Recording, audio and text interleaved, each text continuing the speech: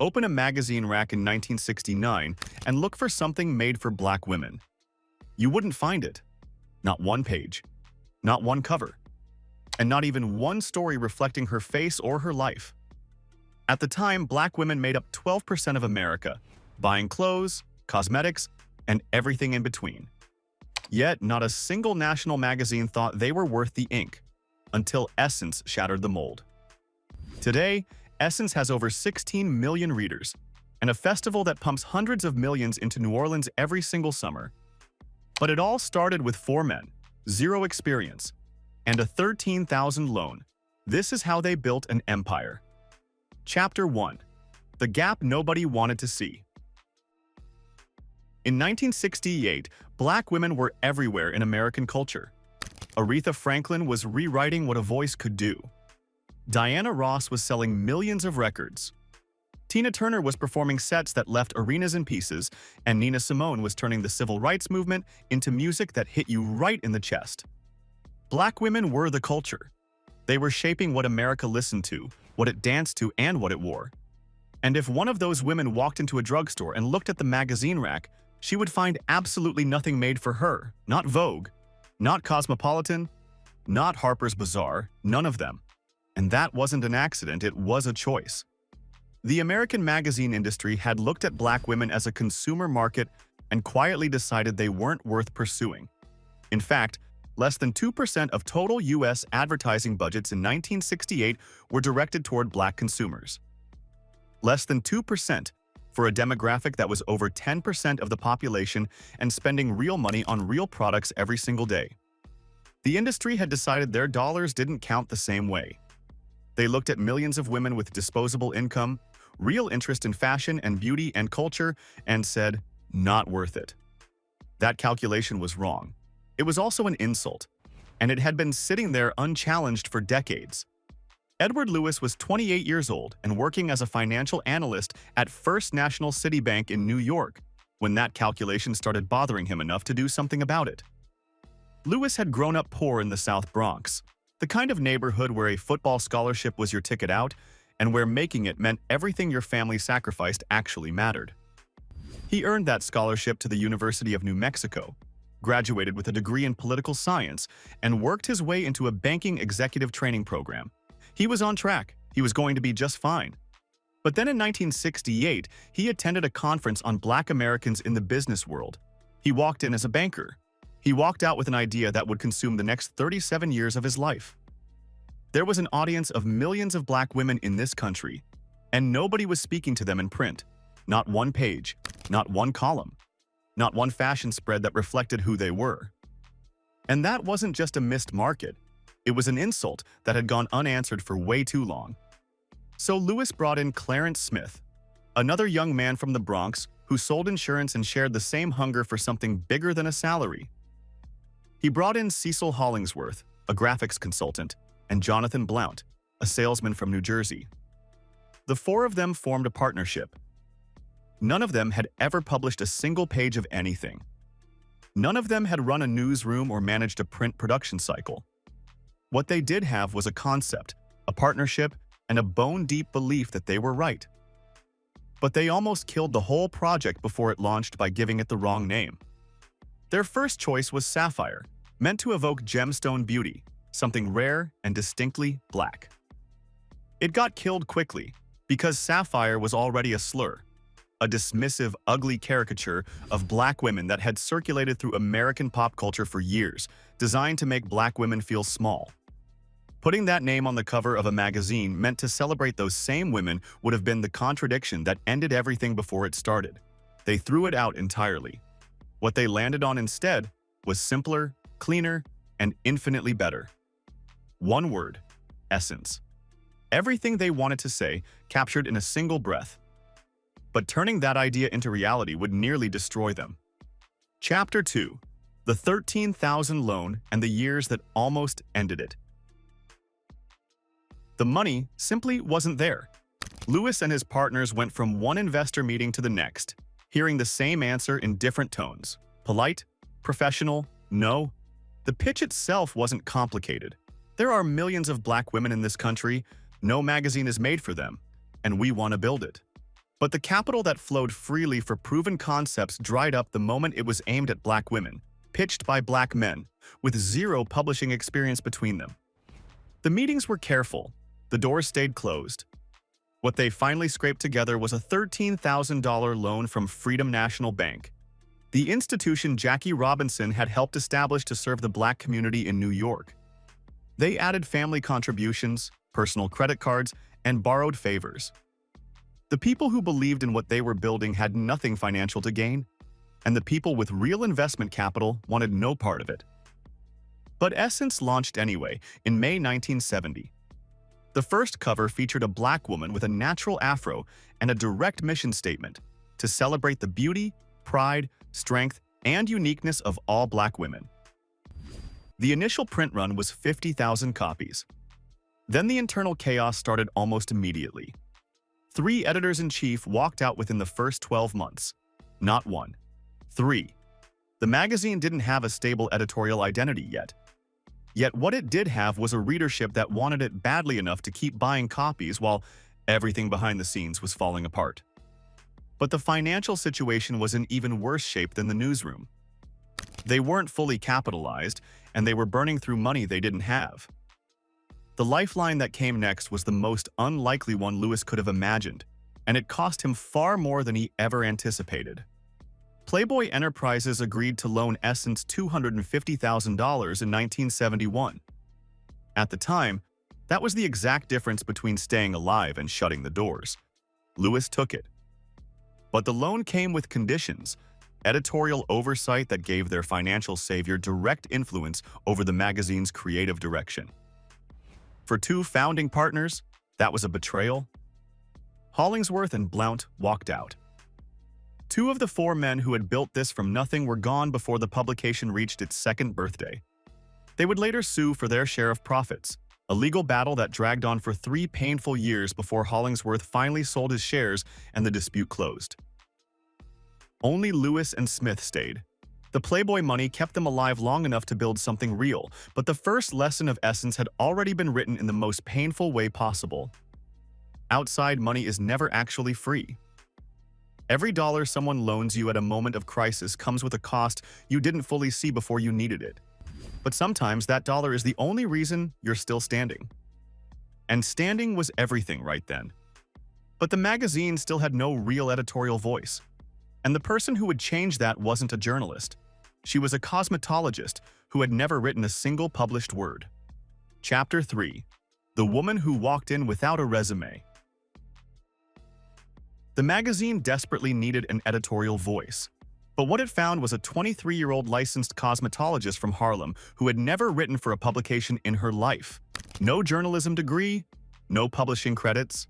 She simply called the Essence offices because she'd heard about this new magazine for black women and thought she should be part of it. Her name was Susan Taylor. And what happened next is honestly the part of the Essence story that rarely gets told first. But it's the part that matters most. Taylor had grown up in East Harlem. Her father was from St. Kitts and ran a clothing store. Her Trinidadian mother raised her with warmth and backbone in equal measure. She'd dropped out of college. By the time she walked into the Essence offices in 1970, she was a divorced single mother, running her own small cosmetics company on the side just to cover her rent while she raised her daughter alone. She wasn't arriving from comfort or a polished media career. Instead, she was arriving from the exact same grind that the readers of Essence were living through every single day.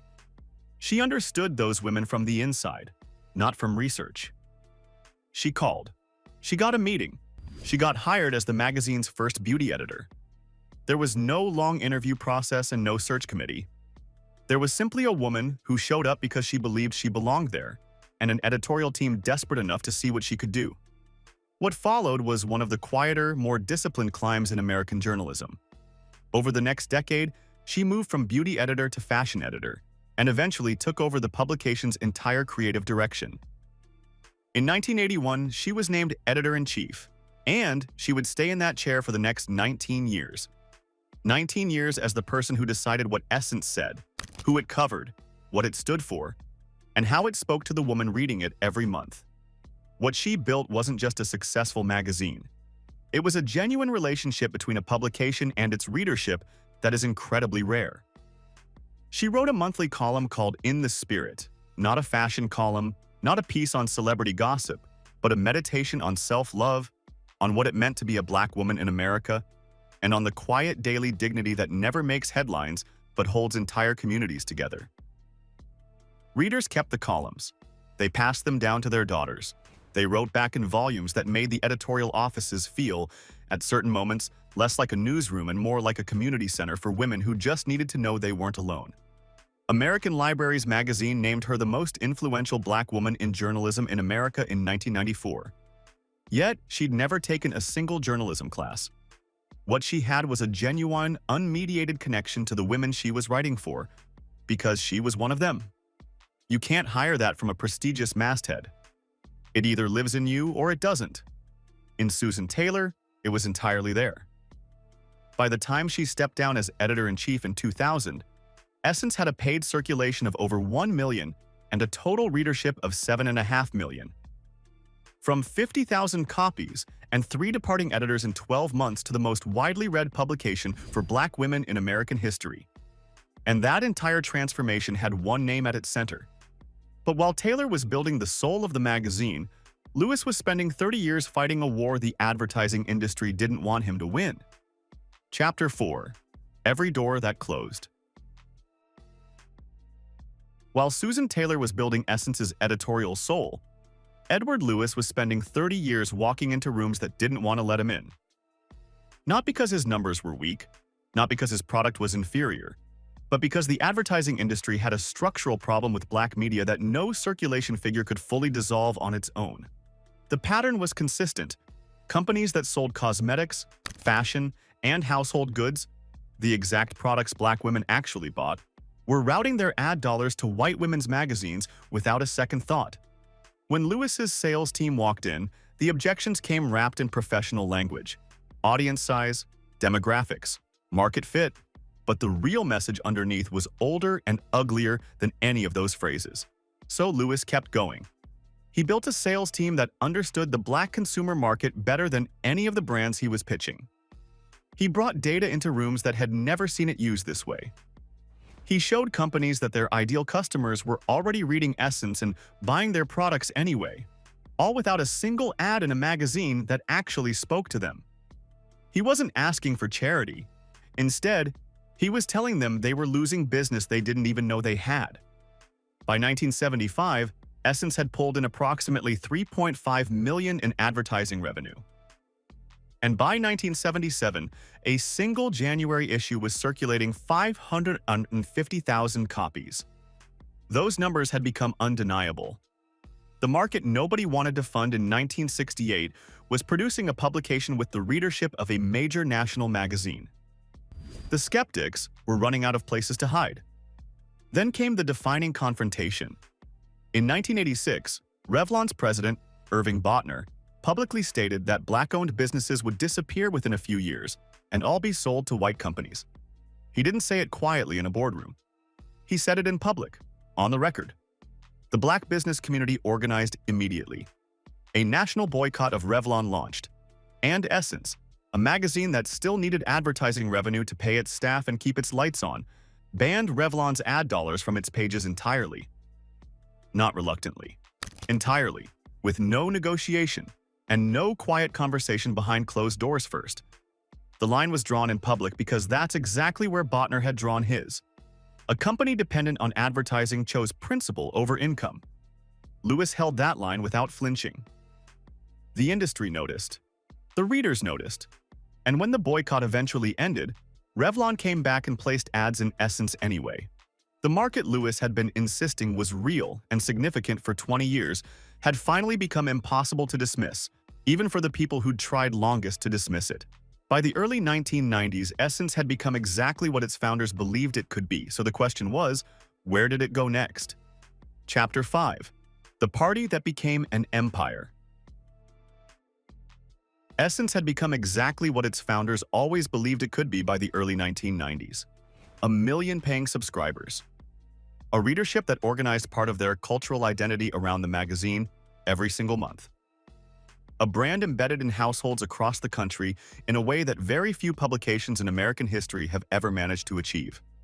And the answer to the question, where did it go next, came from a conversation over drinks between Edward Lewis and George Wine, the music promoter who founded the New Orleans Jazz Festival. Lewis wanted to mark the magazine's 25th anniversary in 1995 with something that felt as large as what they'd built.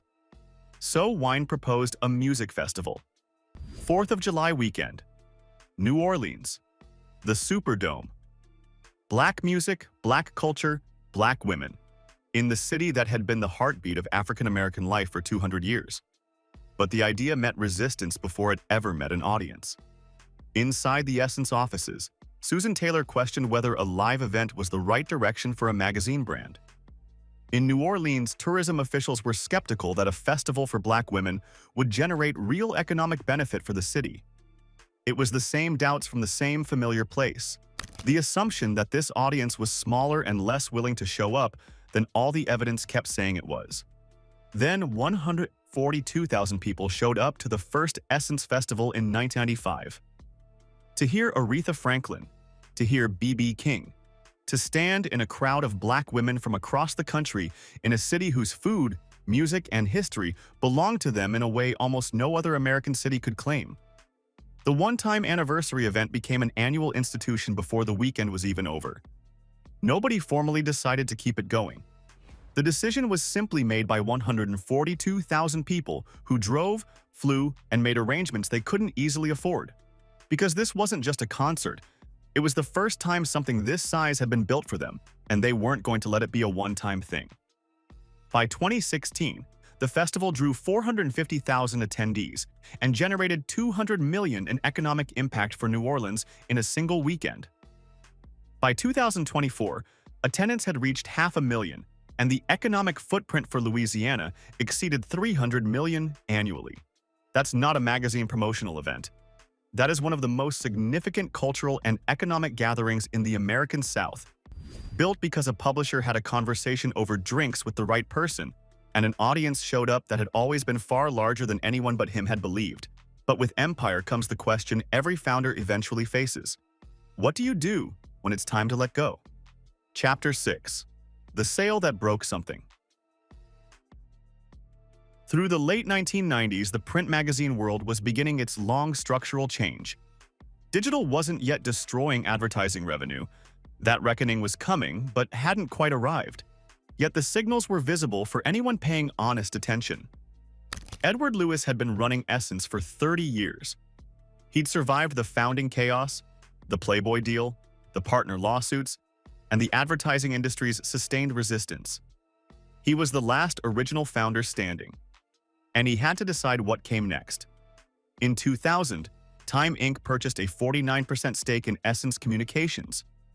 Lewis and Smith held majority ownership on paper. But anyone who understood how media acquisitions actually worked knew exactly what 49% meant. It was just the opening position. 5 years later, in 2005, Time Inc. acquired the remaining 51%. Essence was now a wholly owned subsidiary of a white-controlled conglomerate. For the first time in its 34-year history, the magazine built specifically because the white publishing industry had refused to serve black women was no longer black-owned. The reaction was immediate. Scholars describe the sale as a cultural loss that went far beyond its financial dimensions. Long-term subscribers felt it as a betrayal, even when they understood the business logic.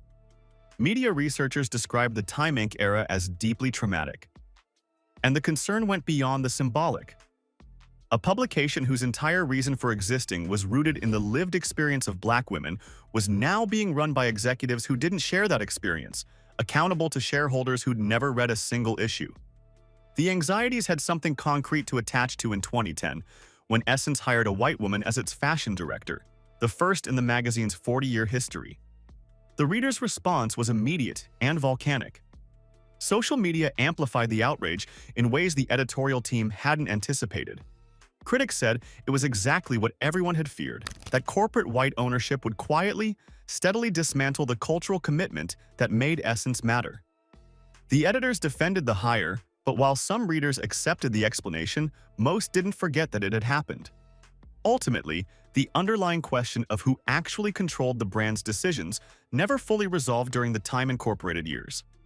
Meredith Corporation acquired Time Incorporated in a $2.8 billion deal in 2017, but Essence was excluded from the transaction, set aside as a non-core asset to be handled separately. That was the moment one man moved before anyone else did. A Liberian immigrant who had built his empire selling shea butter from a car trunk was about to bring it all back home. Chapter 7. The Man Who Brought It Back. Richelieu Dennis came to the United States from Liberia to study at Babson College. He graduated in 1991 and intended to go home, but the Civil War destroying Liberia made that impossible. So he stayed. He and his college roommate, Naima Tubman, began building a natural hair and skincare company out of the trunk of a car in Harlem, drawing on African traditions his grandmother had passed down to him. They sold on the street, then in stores. The stores got bigger. Eventually, Sundial Brands grew into one of the most successful Black-owned consumer goods companies in the country, home to Nubian heritage and, most famously, Shea Moisture. In 2017, Dennis sold Shea Moisture to Unilever for hundreds of millions of dollars. Then he turned around and used that capital to do something most people with that kind of money would never think to do. He bought Essence. On January 3, 2018, Essence Ventures LLC announced the acquisition of Essence Communications from Time Inc. The price wasn't disclosed, but the meaning was immediately clear. The magazine was Black-owned again, for the first time since 2000. And Dennis went further than just a transfer of ownership. The deal gave equity stakes to Essence's all-Black female executive team, including President Michelle E. Banks. The women who'd been running the brand were now owners of it. Dennis said it plainly: if we don't control our narrative, others will own our culture. The Dennis era didn't hold together without a serious test. By June 2020, current and former employees published a public essay under the name Black Female Anonymous, alleging harassment, discrimination, and retaliation inside the company. They called the brand's stated mission fraudulent and demanded that major advertisers, AT&T, Coca-Cola, Chase Bank, Ford, and others, pull their spending until leadership changed. Dennis resigned within days, and an independent investigation was announced. It was the kind of crisis that ends brands. But Essence wasn't ended.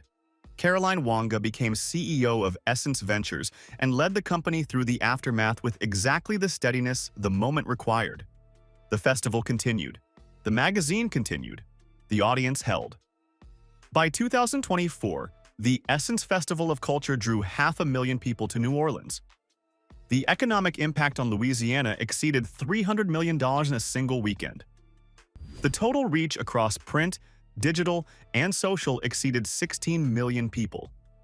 The brand that had launched with a $13,000 loan, watched 3 editors walk out in its first year, survived a Playboy deal that split its founding team, fought advertisers for 3 decades, been sold to a white conglomerate, and survived an internal implosion under its own Black ownership was defiant. Still standing. Still Black-owned. Still for her. Susan Taylor, who'd walked into the Essence offices in 1970 as a cosmetologist with no resume and no journalism credits to her name, turned 80 in 2026. She remains the woman who arrived without credentials, refused to be talked out of the room, and left behind something that no credential could have produced.